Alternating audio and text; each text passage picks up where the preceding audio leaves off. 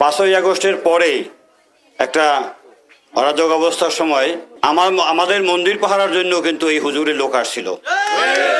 এটা আমি জানি, আমি যেহেতু সেক্রেটারি আমি জানি এই মন্দির পাহারার জন্য আসছিল। তা আমাদের এখানে কোনো অসুবিধা ছিল না বলে আমরা বলছি যে ঠিক আছে আপনাদের থাকার দরকার নেই, কিছুক্ষণ থাকেন তারপর যান। কিছুক্ষণ তারা ছিল, আসছিলেন পাহারা দিতে। এটাই হলো আমাদের সম্পৃক্ততা। এ পাড়ায় কিন্তু আমরা শুধুই নাফিদ পাড়া নাম, কিন্তু আসলে কিন্তু শুধুই নাফিদ না, হিন্দুদের বিভিন্ন সম্প্রদায় প্লাস মুসলিমও আছে। এই বাম পাশের এই ঘর দেখেন মুসলিম, ওই ঘরটা কিন্তু হিন্দু। আমরা এখানে সহ অবস্থানে আছি। আমাদের ভিতরে কোনো বৈরিতা নেই, কোনো বৈষম্য নেই। আমাদের কোনো সামাজিক অনুষ্ঠানে তারা নিমন্ত্রণ পায়, তাদের সামাজিক অনুষ্ঠানে আমরা নিমন্ত্রণ পাই, আমরা অংশগ্রহণও করি। এই অবস্থায় আমরা আছি। এখানে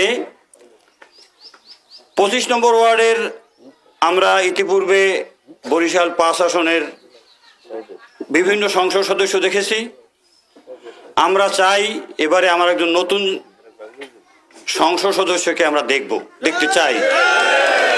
হুজুর ভালো মানুষ, আমি ব্যক্তিগতভাবে তাকে চিনি না, কিন্তু আমি হুজুরের ওরসে কয়েকবার গেছিলাম। সেখানে দেখেছি যে কত লোক তার ভক্ত।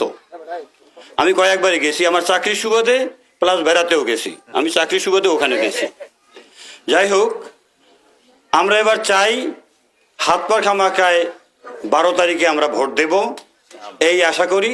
এবং এ পাড়ার লোকে আমি অনুরোধ করব সবাইকে, সবাই যেন সে হাত পাখায় ভোট দেয়। আমরা আশা করব যে এবারে হুজুরে এমপি হয়ে আসলে আমাদের এলাকার উন্নয়ন হবে। আমাদের কিন্তু অনেক অসুবিধা, আমাদের বিশেষত এই 25 নম্বর রোডের এই অংশটাই অবহেলিত। রাস্তাও হয় না, ড্রেনও হয় না, আর এমনি অন্য কোনো সংস্কারের কাজও নাই। আমাদের অনেক অসুবিধা আছে, এগুলো হুজুর করবেন এই আশাবাদ রাখবো।